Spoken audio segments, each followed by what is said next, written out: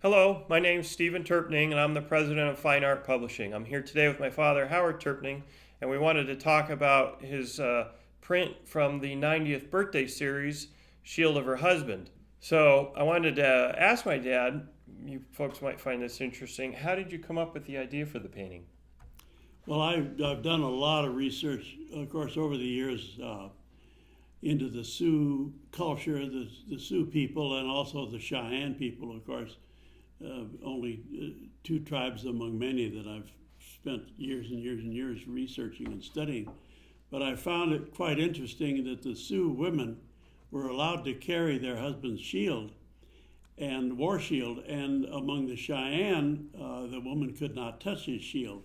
And the shield, of course, was never allowed to touch the ground. It couldn't lay on the ground. So I went from that point and decided that I could create a painting around that part of our history, a part of the Sioux history. I also have a great Sioux dress from about 1840. The yoke is entirely pony beads, blue pony beads. The pony beads being the first beads that were accessible to the Plains people. They called them pony beads because they came west on pack horses, and they were much used. The different colors were much used by the native people, and then later on, and these beads were made in Czechoslovakia. They started manufacturing a smaller bead, which they ended up calling the seed bead. So if you have an artifact with pony beads, that dates it to 1840 or before. So this large Sioux dress that I have, as I say, has this yoke of blue pony beads, and it's a large dress. The woman must have been about 6 feet tall. It's very heavy, but the hide is in beautiful condition, remarkably good condition, considering how old it is. So one of the things we thought would be kind of fun is we actually have a couple of the artifacts that my father used in the painting. You'll see in the video we're going to show the dress as well, but this one here is actually a sample of the knife scabbard that was used and was hung on her belt, I believe. Is that right? That's correct. Yeah. Now you'll also notice though when you look at this that it doesn't look like the knife scabbard in the painting. Why is that?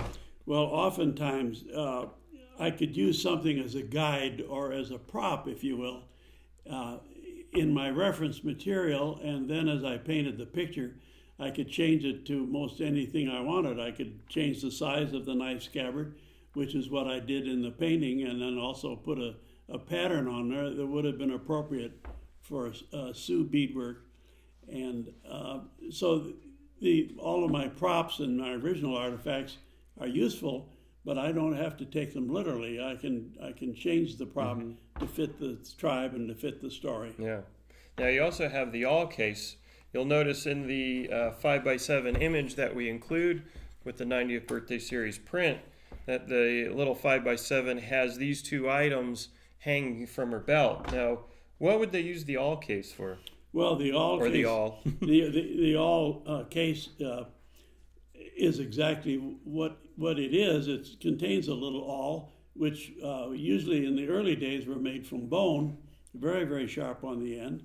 And those were used, of course, to sew the hides, puncture the holes in the hide, and then run sinew through it as we would today with thread. So it was a very utilitarian object. But when you look at this and realize the beauty of it, the beadwork and the design, the women were so artistic.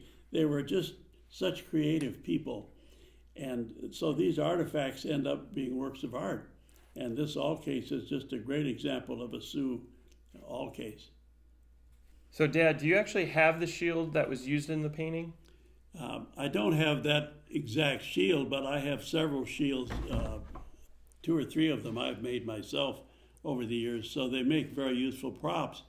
It's a simple task of taking the shield that I use as a prop and then changing the design, the paintings, patterns of feathers, which type of feathers I put on the shield, whatever is appropriate to create a shield. And to the Plains people, among the Sioux, for instance, and all the other Plains tribes, really, the shield was probably certainly their biggest medicine object and the item that they attached the most importance to, and that was their protector in battle, of course, and oftentimes it was physically effective.